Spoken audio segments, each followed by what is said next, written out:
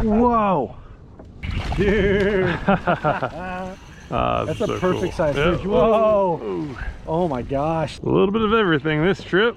Start off with a snook, then a trout, then a little red, and now the tarpon. Hey, this is Luke with Salt Strong. Have a fun video. We're gonna talk about how to catch inshore saltwater fish after cold fronts. We're now getting into winter, and this is gonna be a big deal. And so I could only fish one day last week, and it just happened to be right after a big cold front pushed through. I was testing out some new gear and still ended up catching a grand slam. Caught snook, redfish, sea trout, and tarpon, all with one lure, and then all in one spot. And it was really about spot selection and having the right type of gear. So let's show you the footage, and at the end, I'll talk about the gear and how to put it all together.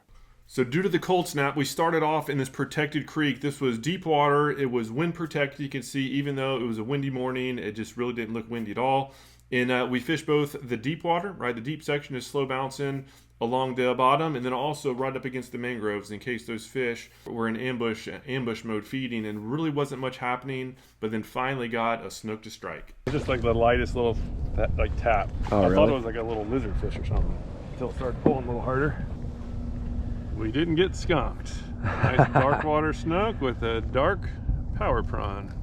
Easy, quick release. Sweet. Good deal. After that snook hit right along the mangroves, I just started slow bouncing right along the mangrove trees with these Power Prawn USA jigs, and that's what was getting the action. Here was the first trout of the morning. Oh, nice trout.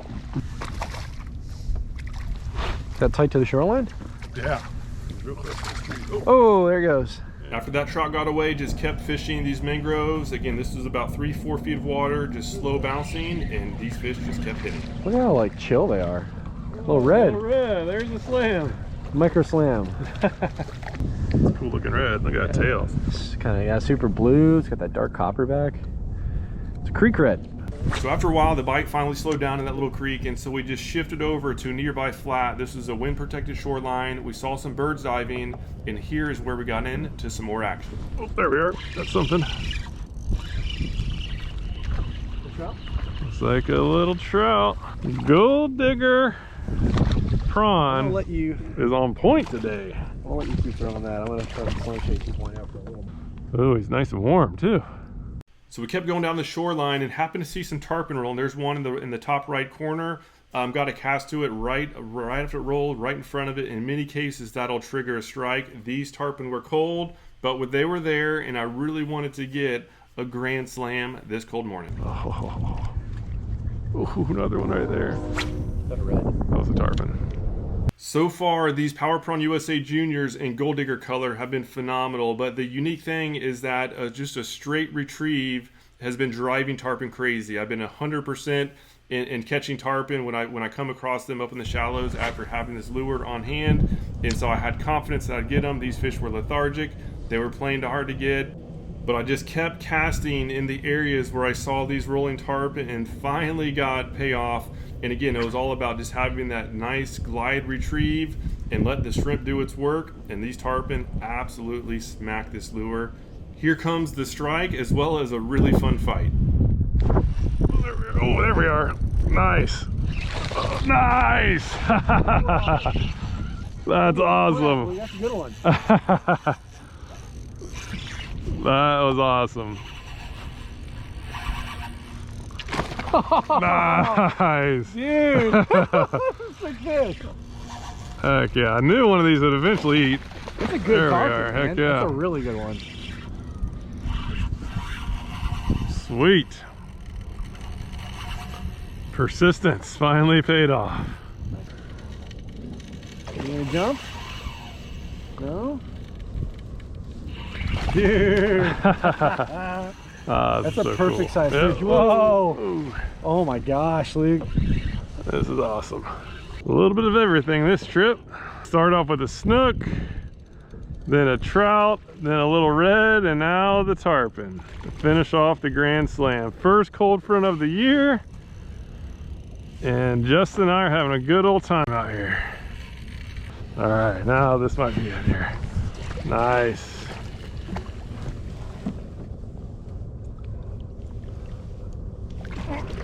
Oh, broke it, broke it. Nice Oh work. my God. Hats off to Justin for getting a hold of that tarpon. That was just 10-pound braid and 20-pound leader, and that leader broke as soon as it got to the boat. This thing's got plenty of life.